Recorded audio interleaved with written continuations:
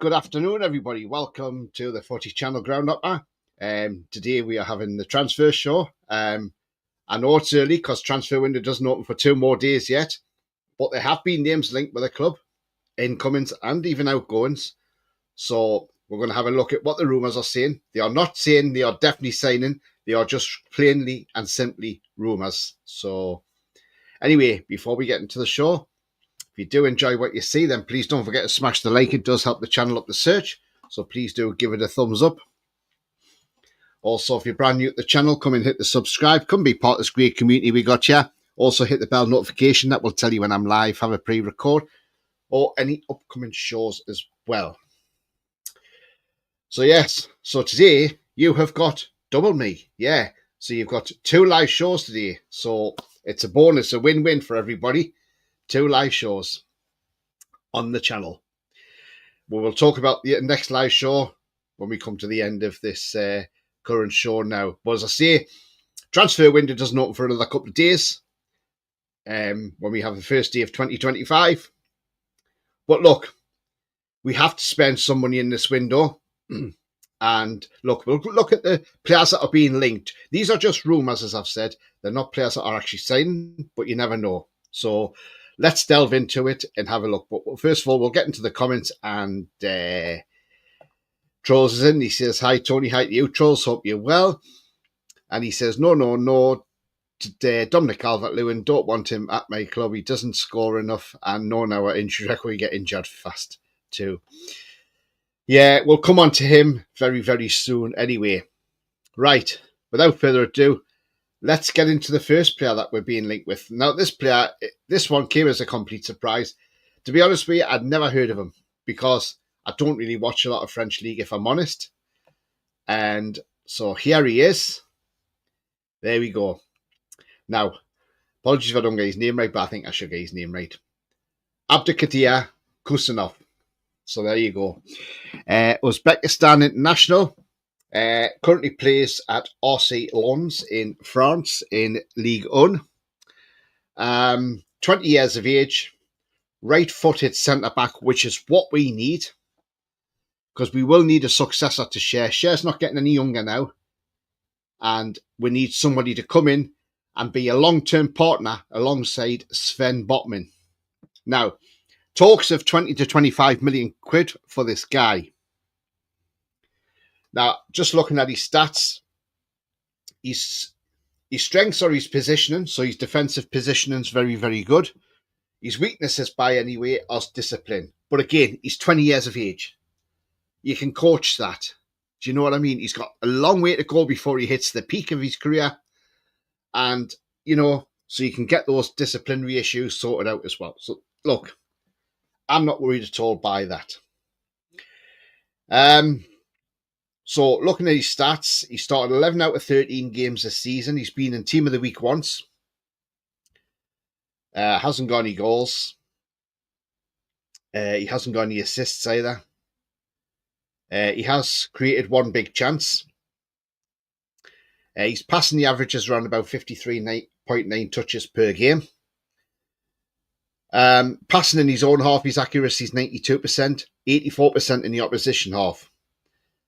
Long balls are 54% accurate and chip passes are 65% accurate. He's been involved in a team that's kept 5 clean sheets. He makes 2 interceptions per game, 1.2 tackles per game. His ball recovery isn't too bad at 3.8, but again, as I see, he's only 20. It can improve. Clearances are 4.3 per game. No errors that's led to a shot. He hasn't had an error that's led to a goal, although he has committed 1 penalty this season. He's had 2 yellow cards and he's had 1 red card. So that's where his disciplinary comes in. You know, but again, as I say, not a bad player. And if I go to his game, it seems to be he had a little bit maybe of a stinker against Paris Saint-Germain. Because on the 2nd of November, he got a rating of 5.9 for that. So we're going to have a look why he got a 5.9. Let's have a look. So he played 59 minutes. He had 2 clearances, 1 interception, 2 tackles.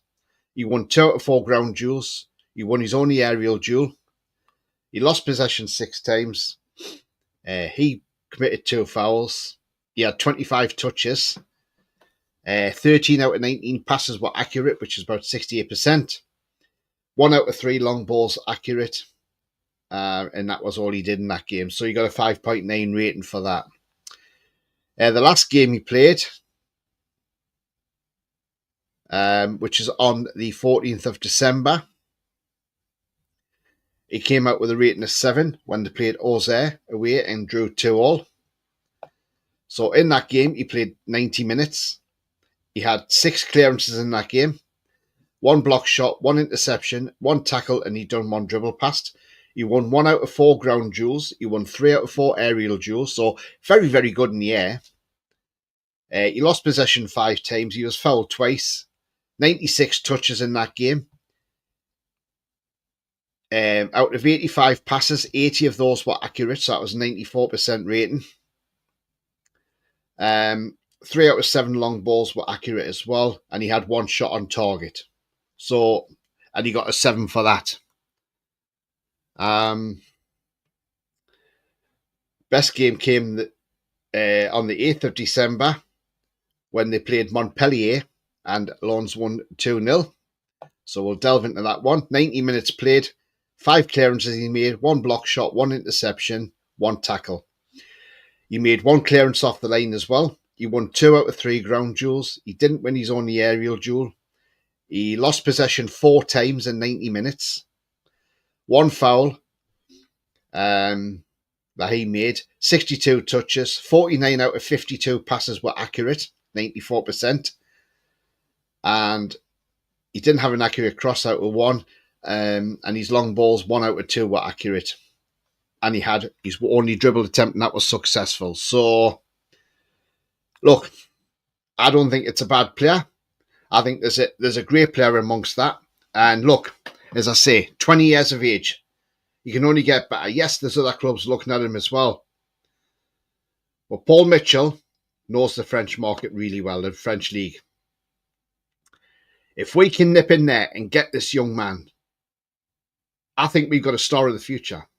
And I'm not saying that he'd come in and automatically start straight away because, look, we'll probably do what Eddie done with Bruno. If you remember with Bruno, Eddie gradually eased him into the team. He didn't just throw him straight in. He gave him little cameos to get him up to speed with the Premier League.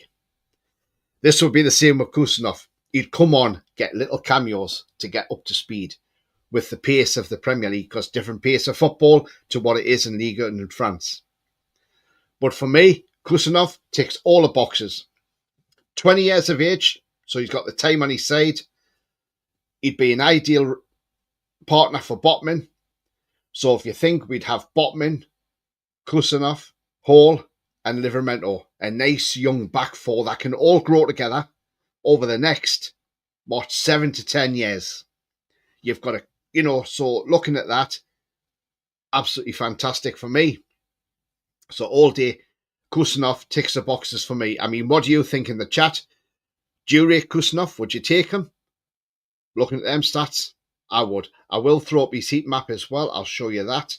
And you can see what his heat map's like, of how much he actually does a lot of defending. And that's what we need. We need somebody who's good enough for defending wise. So we will take a look. So I'll just bring that up on screen. So there we are. And I'll bring his heat map. There we go. There's his heat map. As you can see, all over the field there on his heat map. But the massive area he covers from his box, from the 6-yard box right up to the halfway line and past the halfway line. That's how good his defending is. So you can see on there, he's basically everywhere. That is a sign of a cracking defender. And look, the sky's the limit for this guy. It really is. I mean, look, we can compare him to Fabian Schär. So if I just type Fabian in there, And there he is. There's our share. So Fabian's in the blue. So attack-wise, Fabian shares better at 44 to the 35 score that Kusanov's got. Defending, obviously Fabian share is ahead of him. Is just behind him on 75. Kusanov's on 82 because of his defending's pretty good. Tackling-wise, tactical awareness, Fabian shares ahead of him because we know Fabian Schär can ping a long ball. Technical ability, yes, Fabian Schär again is ahead of him because we know Schär is pretty good and very technical on the ball, so we know his technicality is really good. And creativity, again, Schär's well ahead of him on creativity because Schär has got that creativity inside him as well. So look, overall, they're possibly a little bit, probably equal. But yeah, as I say, this guy's 20, he's got time on his side. And for me, it's a no-brainer. If we can get in there and get this guy before anybody else gets him, then I would say, yes, please, go and get Kusanov.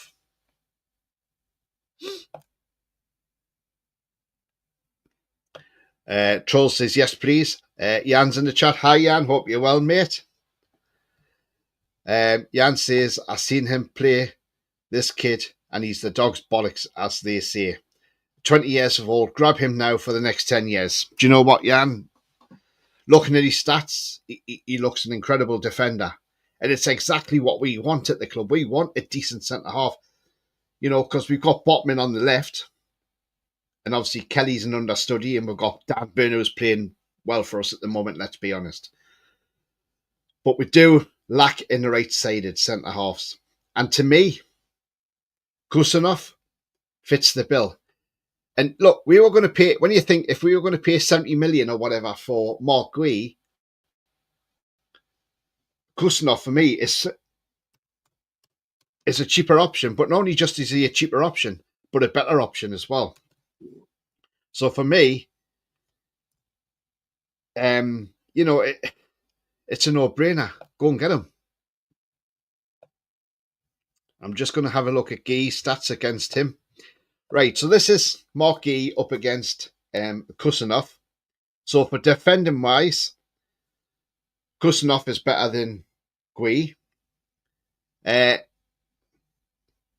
Tactical or tackling-wise, Kusanov comes out on top over Gui. Technical side of it, Gui comes out on top of Kusanov.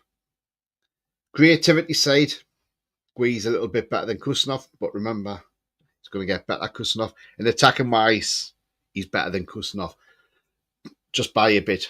But the defending and the tackling ability goes to Kusanov. So for me, what you're going to pay for, Mark Gui, you could buy Kusanov and you can get a right winger. So look, to me, it makes sense. Grab this kid now. I mean, for all we know, we don't know. The club could be talking to Lons and they could have a deal set up ready to go. Let's hope we have, because if we can get in and get him, even if we bought him and said to RC Lons, look, you can have him on loan till the end of the season, then he joins us in the summer. Or we take him now. Simple as. If he does come in now, yes, he'll sit on the bench, but he'll come on and do little cameos till he gets up to speed of the Premier League. And then once this kid starts, I don't think anybody's going to displace him. So I hope we do go in and get this kid. And I think, if I remember rightly, I think he's only on about £12,000 a week.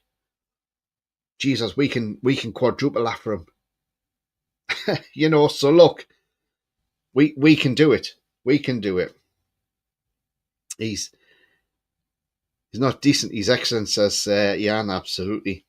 Troll says, as long as we have the finances, I think we should look to Europe and South America for players until we have the finances to buy quality from the Prem. Totally agree on that one. But I think with Mitchell, he's going to look abroad and he's going to look at France. You know, but Mitchell knows the French market, and that's the thing with him being at Monaco. So he knows everything about the French market. And as I say, this guy, Kusanov, definitely, let's have him. 20 to 25 million, I think it's an absolute steal.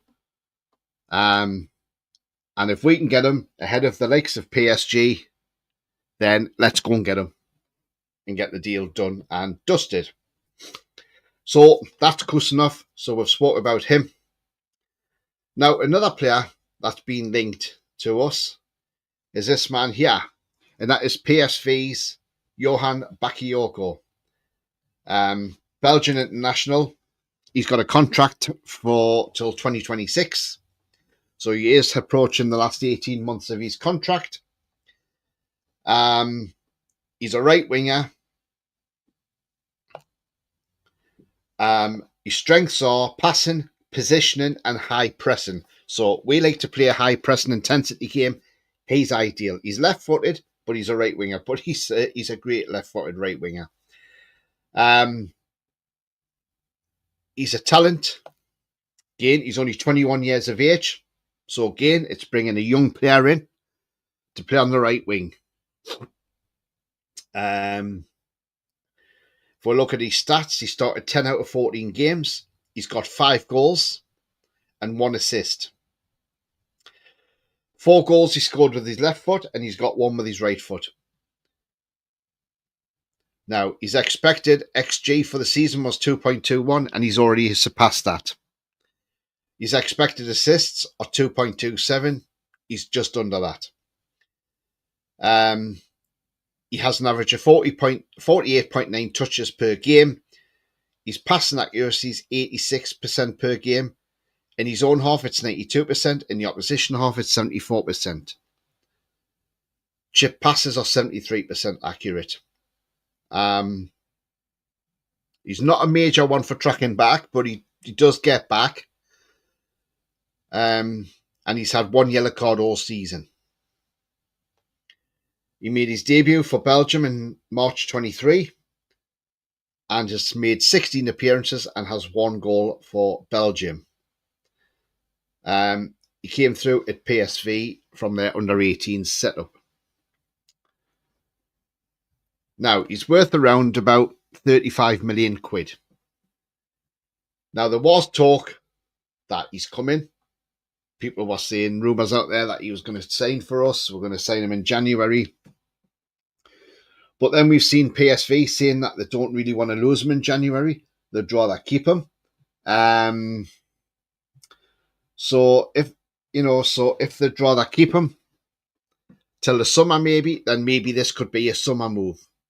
But if there's a chance we can bring him in January, then I would say definitely bring him in January.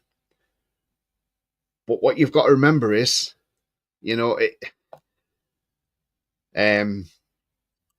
got a player who's playing really well for us at the moment on the right wing. So, even if he does come in, it's not a given that he would get the starting lineup. But do you know what? It would be a great player to have. He looks a fantastic talent, as I say, 21 years of age. A long way till he hits his peak. And for me, that would be a very good signing.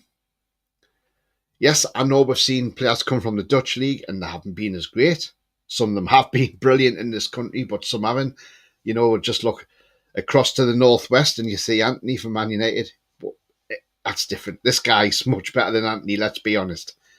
And if we can get him even for 30 to 40 million quid, I think that would be an absolute steal. And again, I would be happy with that. Get your thoughts in the chat. If you've just joined the show, please don't forget to smash the like and hit the subscribe if you're brand new at the channel. If you have just joined, we did talk about Kusanov just before, so if you have missed that, you can always watch that again at the end of the show. But for me, Bakayoko ticks all the boxes as a right winger. Get him a bit cheaper than probably there's not many great right wingers out there, is there? I mean, there's quite a good few right wingers out there, but even if you wanted one from the Premier League, you're talking mega bucks like Brian Mbeumo. For him, you're probably talking 50 odd million. Brentford won't let him go in January. You've got Semenyo at Bournemouth. Probably again, you're looking at probably 60 million for him, maybe.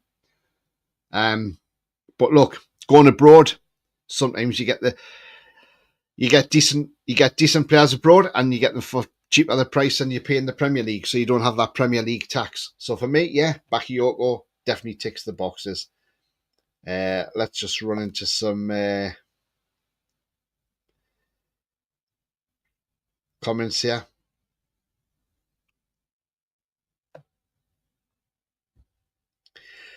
Troll says, sad that PSV don't want to sell because that means we have to pay over the odds for him. It doesn't mean to say we have to pay over the odds. It just means maybe they just want to keep him for the rest of the season because they want to make sure that, like, for if they're challenging for titles or cups and European, they might not want to lose him, and it might be that they haven't got a replacement as well. So although they can have Miggy if they want Miggy in return. Bakayoko was a man for us 2 years ago. Yes, you did, Jan. Absolutely, mate. Got to go have a great day. See you at the pre-match show. Yep, no worries, mate. Thank you very much. Brian says Rashford and Calvert-Lewin are coming. I'm telling you, Eddie loves them. Well, Brian, let's hope not, mate. Let's hope not. I don't want Rashford. No sound? Should be. He's far better than Doku. Oh, God, Doku. I mean, look, he just... I don't rate that guy. Panic over. Restart the video and it's back. No problem, Mark. Thank you very much indeed, mate. Them two players can stay away from our club, Brian. Absolutely, Pete. I mean, Pete, your thoughts? Kusanov and Bakayoko, would you have them too? Because I would. Absolutely. Take them in a drop of a hat. Afternoon, Tony and everyone, says Jay from Keeping It Tuned. Good afternoon, Jay. Hope you're well, mate. You want to bet one of them will be in a black and white shirt, Pete? So we spoke about those two players. Now then, before we go to obviously outgoings, there is another player we've got to talk about who's just been linked yet again to our club. And unfortunately, I know some people don't want to hear it or see his picture, but I'm afraid if you do have nightmares, sorry about that. There he is, Dominic Calvert-Lewin. Yep, you got it. Again, being linked to Calvert-Lewin. 27 years of age. Amazing, he hasn't actually been injured this season. High pressing is his strength, ball control and passing is his weakness. He's played 18 games, started 16 of those, scored 2 goals. His expected XG for the season is 4.71.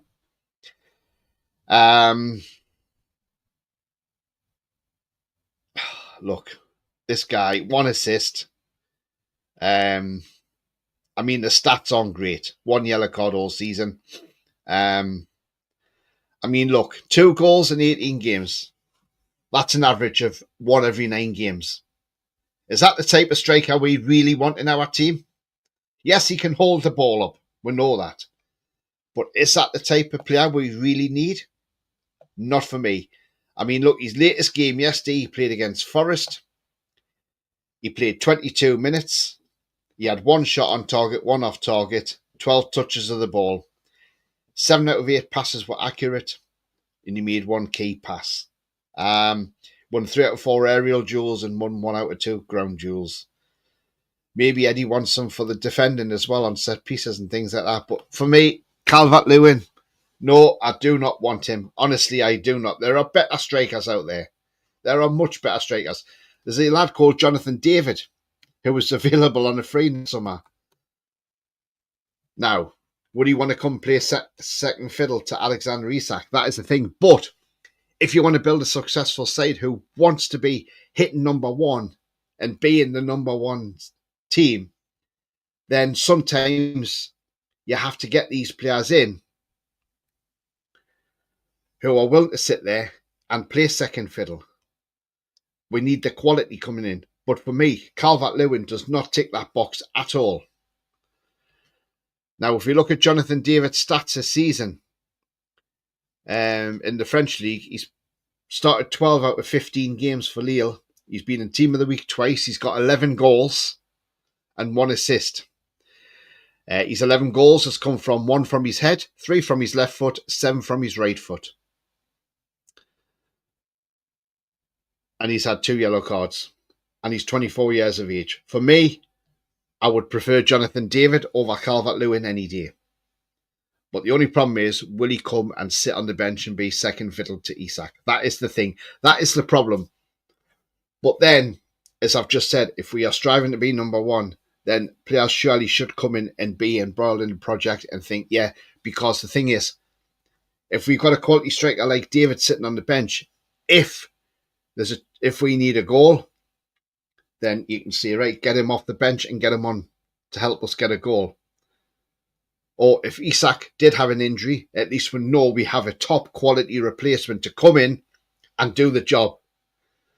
So that would then mean he would come in, do the job, score the goals, and we would think, oh, well, we're not actually missing Isak that much because we've got Jonathan David banging the goals in for us. So, there's probably going to be a lot of clubs out there for his signature. And he's probably going to be a very in-demand striker. But if you don't buy your ticket, you're never going to win the raffle. That's the way I look at it. And the thing is, see where we are in the summer, you never know. If we end up in the Champions League place for next season, happy days, because 5th place might even get a Champions League place. So happy days if we end up in the Champions League, because that's where these players want to be. I'll just get into some comments here. I know Eddie Howe's mind when it comes to transfers, says Brian. Jay says DCL can piss off. We have physio bench Master and Wilson, so there's no room for him. Afternoon all says Mason. Good afternoon. Yeah, he was a substitute for Everton yesterday. That just shows you, though, Ronnie, doesn't it? He's not first choice for Everton, so why should we take him? Alan says, hi Tony and chat. Really fancy Newcastle tonight, playing well and confidence is high, and they have players missing Ugarte and Bruno. Absolutely, Alan. I think we're all buzzing for tonight, mate. We are. Jonathan David could play right wing, couldn't he? He can do, yes, absolutely, Ronnie. So there again, yeah.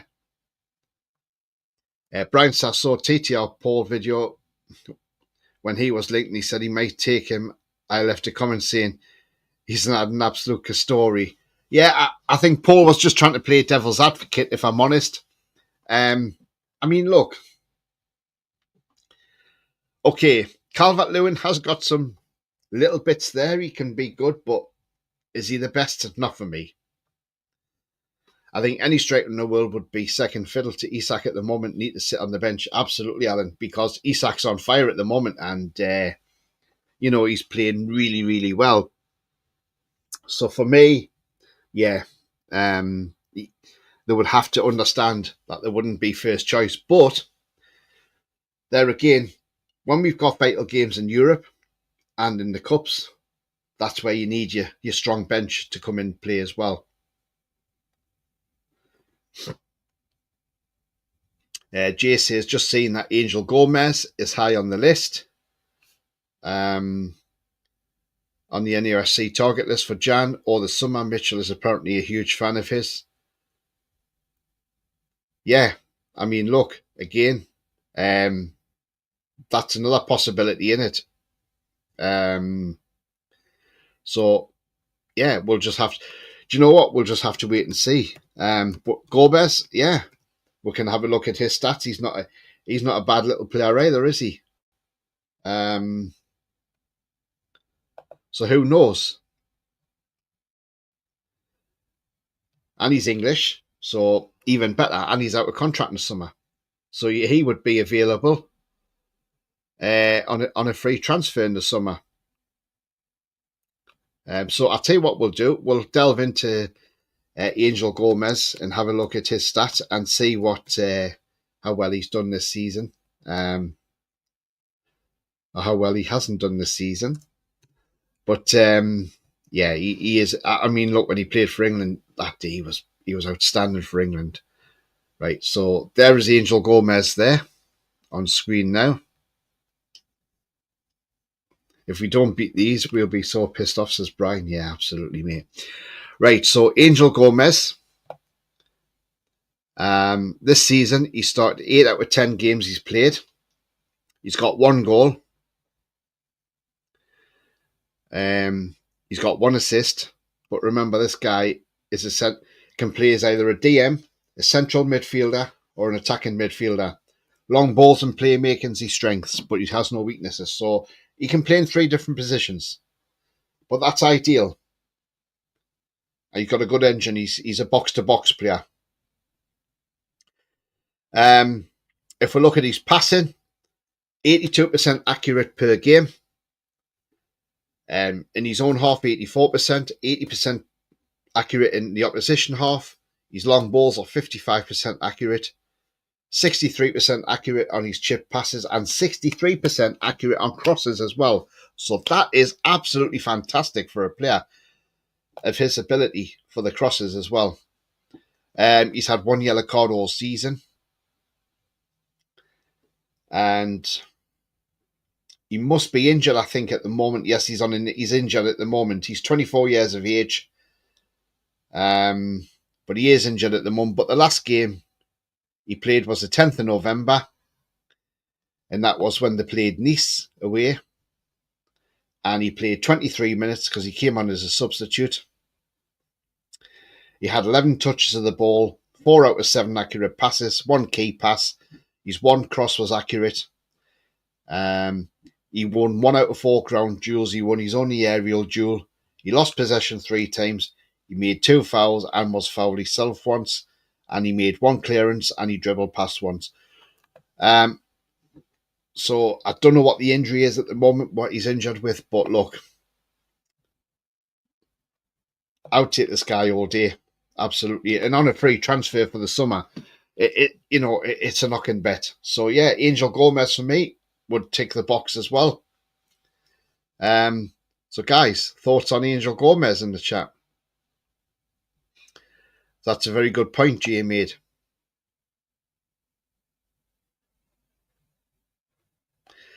Right, let's jump into some more comments.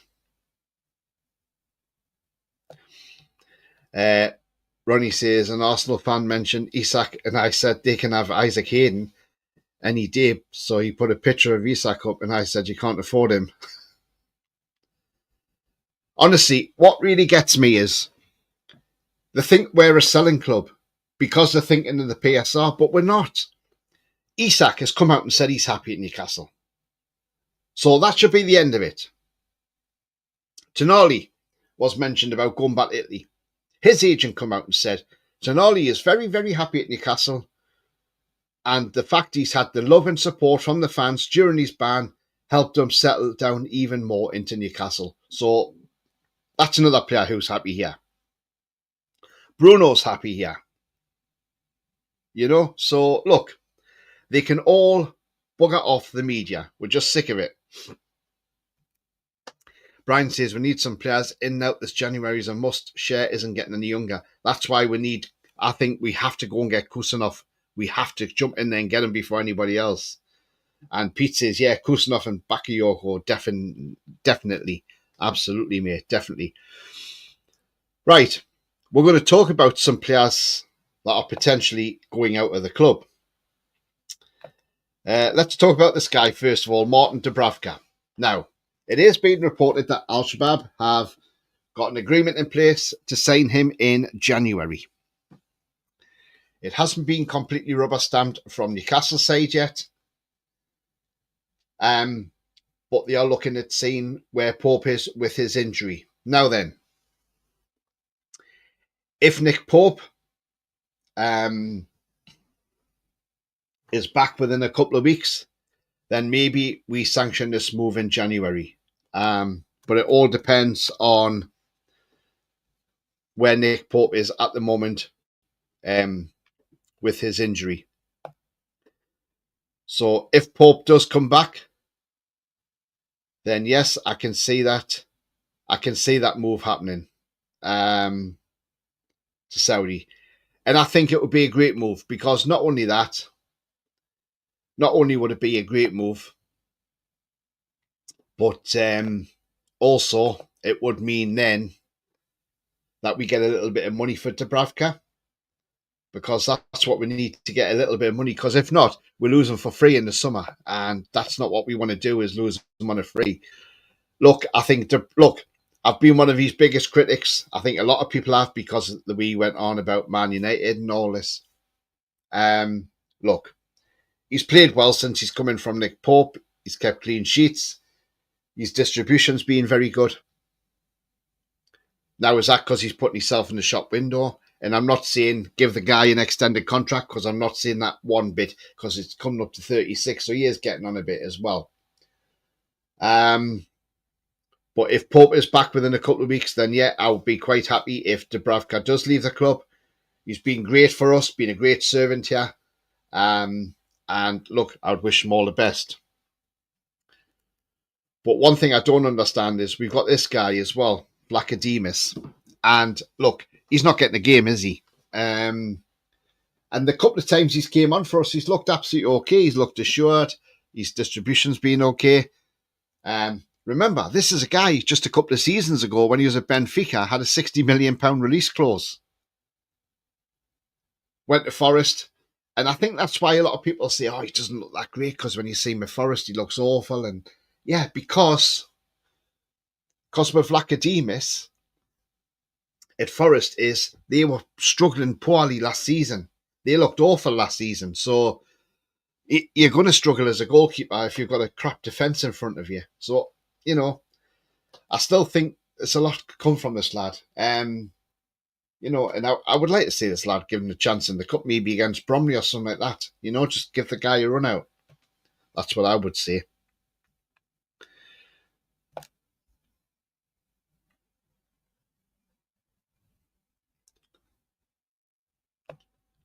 Alan says 150 million is a fair price for me. No one could replace him. No, absolutely not. I don't think and I don't think it's unreasonable. Now, you got Henry Winter coming out saying, oh, I don't agree with this £150 million. No, we've put that price tag there. That's to make people think, oh, well, hang on a minute. We can't afford him. That's too much money. We'll have to look elsewhere. Why can't these teams look elsewhere? Why they got to keep looking at us and saying, oh, we'll get him from Newcastle? Do they think, let's be honest, the Saudi owners, Saudi business people are not stupid. And there is no way they are going to sell Isak on the cheap to anybody. So anybody out there who thinks Isak will go to Arsenal on the cheap have got another thing coming. The Saudis never make a loss. They always make a profit. They are business people. They are wise business people. They always have been. Saudis are winners. They don't want our team broken up. They want to keep adding to our team. So the likes of Henry Winter, do one. Can't sell Dubravka with Pope out, not at the moment, no. I don't want to see any reports of how soon he wants to keep the likes of Mickey, Target, Dubs. Let Mitchell do the business and you do the work on the pitch. Yeah, well said, Brian. Jay says, don't rate Pope this season. Sorry, he's protecting his shoulder far too much and conceding too many as he isn't confident diving. Dubs has been better than Pope in the few games. Do you know what, Jay? I absolutely agree with that, mate. I don't think Pope's been that great. I've not been impressed with Pope this season, and I think looking at Nick Pope, I just don't know what's happened with him. You know, he's just gone bad to worse, hasn't he? And that's not like Pope to be like that. So again, we'll just have to see how it all pans out. If Dubs goes, I want to see Vlachodimos given a chance. Yeah, absolutely. Absolutely would do. I mean, you know, Vlachodimos is as I said, he had a £60 million release clause at one point at Benfica. So what's changed that we don't want to play him? You know, we know he was bought because of the PSR business. But look, yeah, I agree with you on that one, Jay. Want to see Vlachodimos given a chance. Brian says, I think both will be sold. Matey, Dubs and Pope. I'd go to the Liverpool second goalkeeper and find someone to replace Dubs. Yeah, absolutely, Brian. Craig says, isn't Winter an Arsenal fan? They paid 100 million, technically weak work in Rice, but Isak ain't worth 150 million. Well said, Craig. Well said. Absolutely, mate. Because the thing is, look, if Declan Rice is worth 105 million quid, If Caicedo is worth 115 million quid, if Enzo Fernandez is worth 120 million quid, but nobody said nothing about all them transfers going through. Nobody said that when Brighton sold Caicedo for 115 million, we didn't hear Henry Winter come out going, oh, but that's a lot of money. That's too much money. No, we didn't hear that. And the same as when Enzo Fernandez went there, nobody questioned it either. So, yeah, for me, it's just the Southern press being arseholes. Alan said, I think that goalie Vlachodimos is okay. Not seen enough of him, but agree, Pope's shoulders are a concern. Yeah, it is. I think that's why he doesn't want to go down as much. He's frightened of hurting his shoulder. Technically, weak workhorses race. Yeah, I don't rate him. I mean, look when England took Greece apart, and took Ireland apart as well. Look at the players that were missing from that team. Foden, Rice.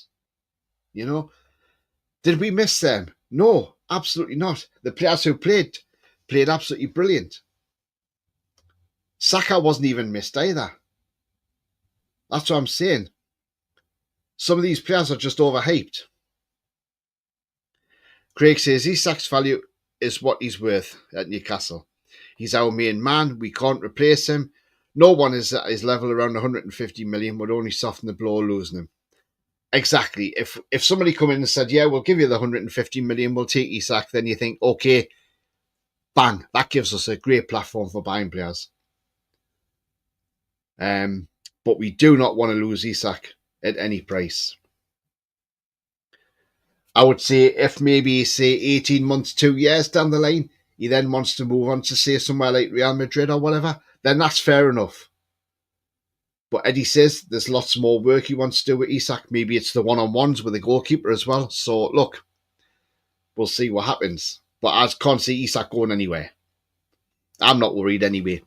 Brian says, crazy that some people think we need an 80 to 100k stadium. We wouldn't fill it. It will be 60 to 65 max. I don't know how they're going to rebuild where we are, mind. I mean, look, apparently there's no actual... It's going to be about March now when they're going to have their last... meeting with the fan advisory board, and then Newcastle's going to make a decision. But they've seen plans apparently, so look, we'll wait and see what happens. Unless we use the Mackham's ground. No, thank you. No. That's why I said if they completely rebuilt St James's Park, then maybe the land where the arena is, once that's knocked down, you could maybe try and rent that land and put up a temporary stadium there. Because remember the ones they had in Qatar that done from like shipping containers, just put up a temporary stadium and then use that, rebuild St James's, and then move from that back into St James's, and then whoever owns the land then can go on and build the houses there. So that's what I would say. But that's for another day anyway, isn't it? Right, yes, there was another transfer that I did mean to say before I went to the out, and it was this guy, Cayman Kelleher. So Cayman Kelleher, who plays for Liverpool, 26 years of age. He's got 18 months left on his contract. Irish international. His strengths are reflexes, penalty saving and handling. And he's got no outstanding weaknesses. Unfortunately, he couldn't get anywhere near Kane's penalty for Ireland, could he? But look, this guy has played well for Liverpool this season when he come in for Alisson. Yes, he made an error against us towards the end of the game when Cher got that goal. I think it was a bit of naivety, thinking the ball was drifting out. Possibly thought he had defenders behind him as well. But look, other than that, this guy's played really, really well for Liverpool. He can take a penalty as well. We saw that in the Carabao Cup final for Liverpool when he played Chelsea and he scored the penalty that helped win the Carabao Cup. Apparently in his younger days, this lad was a midfielder and then converted to a keeper. So, no wonder he's good at dribbling and things like that. If we look at his stats, he started 8 games this season, all 8. In them 8 games, he kept 3 clean sheets. So that's not bad. Out of 8 games, he's kept 3 clean sheets considering he's played for Liverpool. His ball recoveries per game is 7.9, which is massive. He's had one error that's led to a shot and an error that's led to a goal. So the error that led to a goal was Fabian Schär. He's had no bookings this season.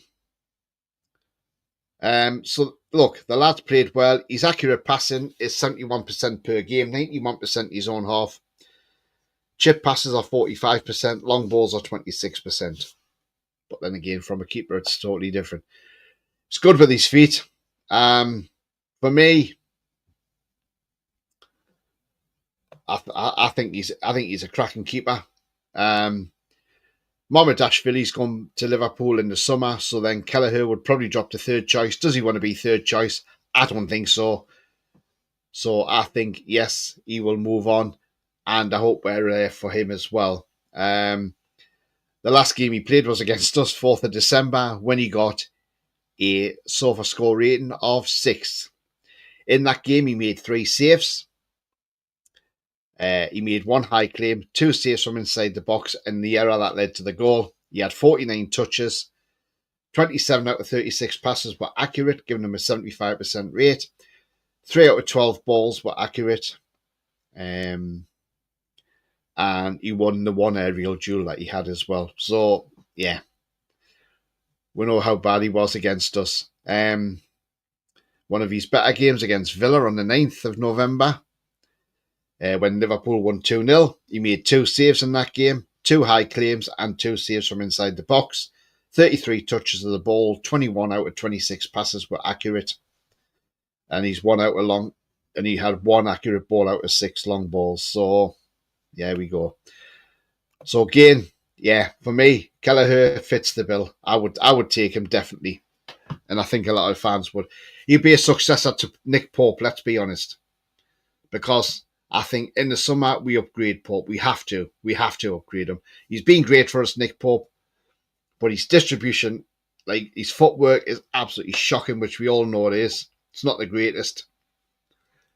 And nowadays, goalkeepers aren't just there for saving, but they're there for their footwork as well. It's a totally different game. You watch Pickford. I know, as much as we don't like him because he's an ex-Mackham and all this, and we call him T-Rex.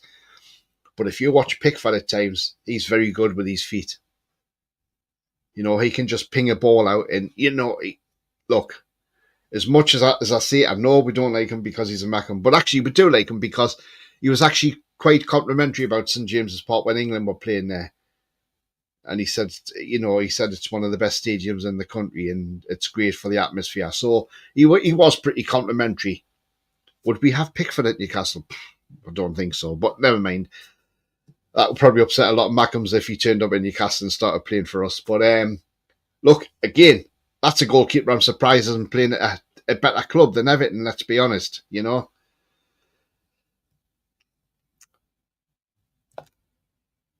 So let's have a look at some... let's have a look in here. Right, so Gareth says we can put whatever price we want on our players. Our other teams change us way more than the value, so why can't we? Absolutely, mate. Well said, Gareth. When we go for a player, they'll add an extra 10, 20 million quid on for the Newcastle tax. You're absolutely spot on there, mate. Well said.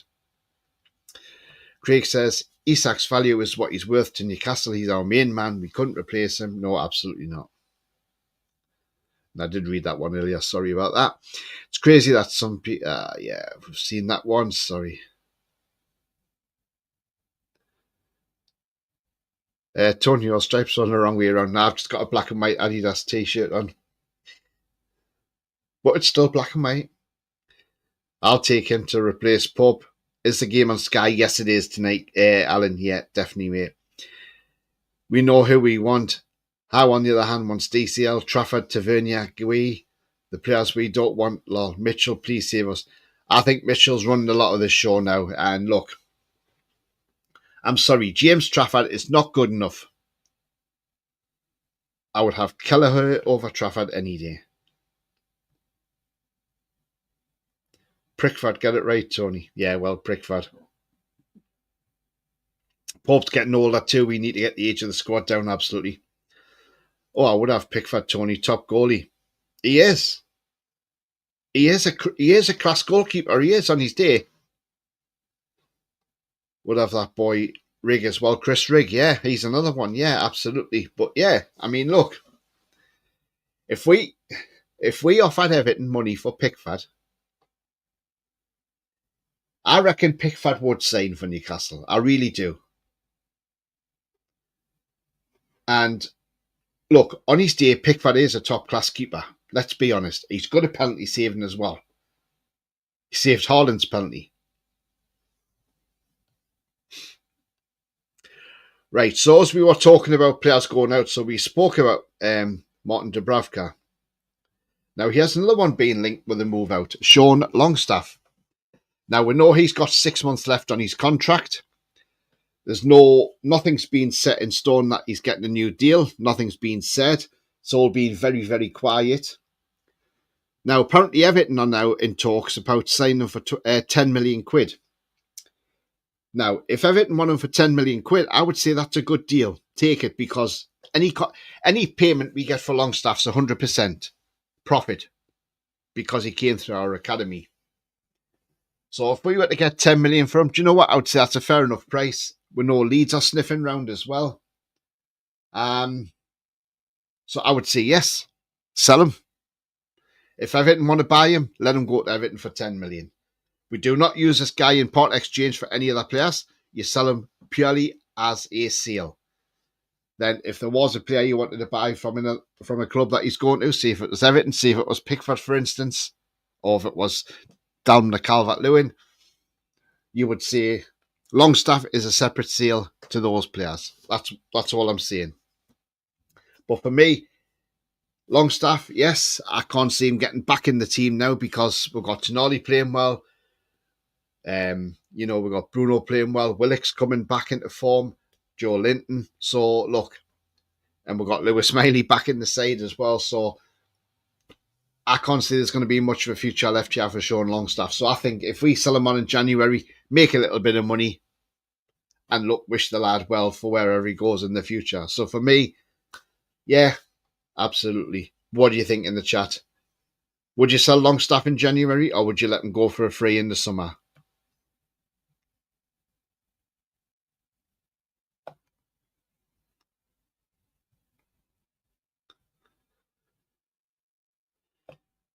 No, I wouldn't take Jordan Henderson, Brian. Definitely not.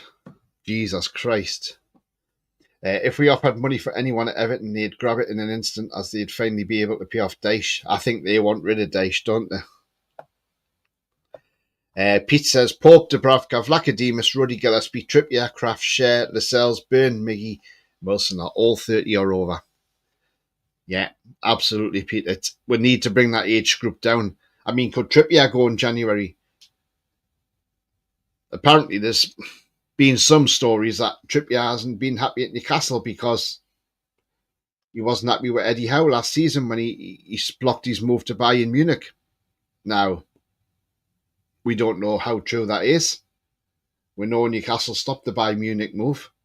But again, we'll see what happens. But Trippier, could he go? It all depends if we've got a replacement. Ronnie says, Pickford shares the same birthday as me on the 7th of March. Oh, God. Nice one, mate. Alan says, players would move to look at Clark going to them and Steve Howie as well. Did Bob Moncur play for the Mackhams as well? Yeah, he did, didn't he? Yes. Peter Woff says, Longstaff is near 20 to 25. Mate, he's got Champions League goals and experience as decent. That's the thing is, though, yeah, but we couldn't actually ask for that much because he's only got a contract till June. He's out of contract in June. So are we going to price ourselves out of move? Even if we got 15 million for him, I would snatch the hands off, but I don't think we're going to get anywhere near 20 to 25 million quid. Not with somebody who's only got 6 months on the contract. If we were going to sell him for that sort of price, we should have done it in the summer.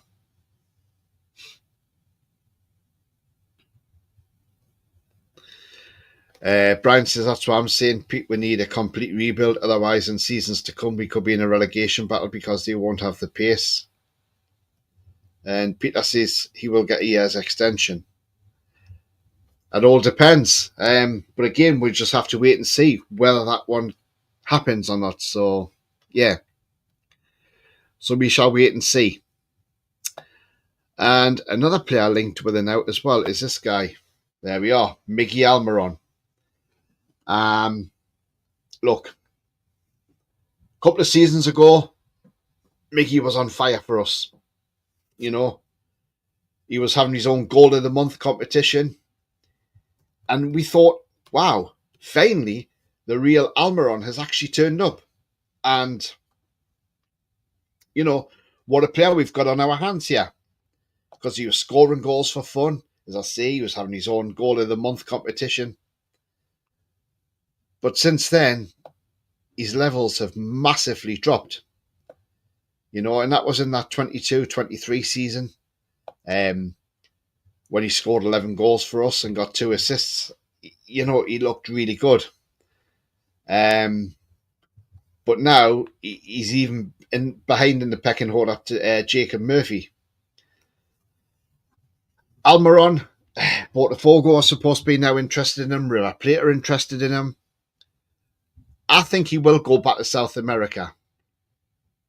And I think if he was playing in, say, the Argentinian league, somewhere like that, I think that would probably suit his game better. But I've always said this lad could play in Spain or even Portugal, because that would even suit his game. The Portuguese league. Will Miggy go in January? Only, I think, if we get a replacement, and if not, I think he will go in the summer.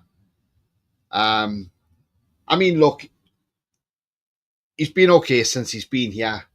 Yes, there's times he's not had the best of games, but overall, I think, to be honest with you, the time is now that Miggy leaves the club and heads to pastures new. You know, he's done his time here. Ronnie says Bracewell played for the Mackhams and he was eating venison. Yeah, they were brilliant, them two. Bracewell was spot on, wasn't he, when he came in? He was just the experience head, and I thought he was great for us, Paul Bracewell. Yeah, so I mean, Miggy Almiron, what do you reckon to that one? Do you think that could be a January move? It all depends what teams want to pay for him. I think the St. Newcastle are happy to accept 15 million for him. If that's the case, then, you know, let him go. Other players that need to be gone as well are like some Matt Targett, sitting on 100 grand a week. At the end of the day, do our owners look back at this deal now and think we shouldn't have signed him permanently? Because he had a good loan spell for us, we should have just said, oh, thank you very much, Matt, but we won't be taking the option of buying you. We're going to send you back to Villa. Maybe that's what we should have done. But look, I think we've covered some great players there. That's been linked, and players that are linked to leaving the club as well. Callum Wilson is another one. Should we give him an extension, or should we move him on? I think, in other words, let him go on the free in the summer. I don't think Callum's body can hold up to the top level anymore. Maybe Callum Wilson needs to drop down a league or two, maybe League One. I know that sounds harsh, but it's his body. It's the rigours of the Premier League. Is it too much now for Callum Wilson? All these injuries he's had over the years is now caught up with him, and his body's saying, look, just can't do it. So I, for me, would say let him go in the summer. Even if he went to a League One club and become a player coach or something like that, you know, he could do somebody, you know, he'd do somebody well in League One and maybe help them to promotion, you know. So who knows?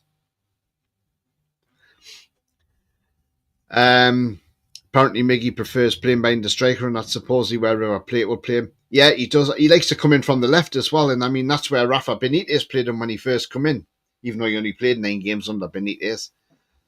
But yeah, I never liked him being as a right winger, to be fair.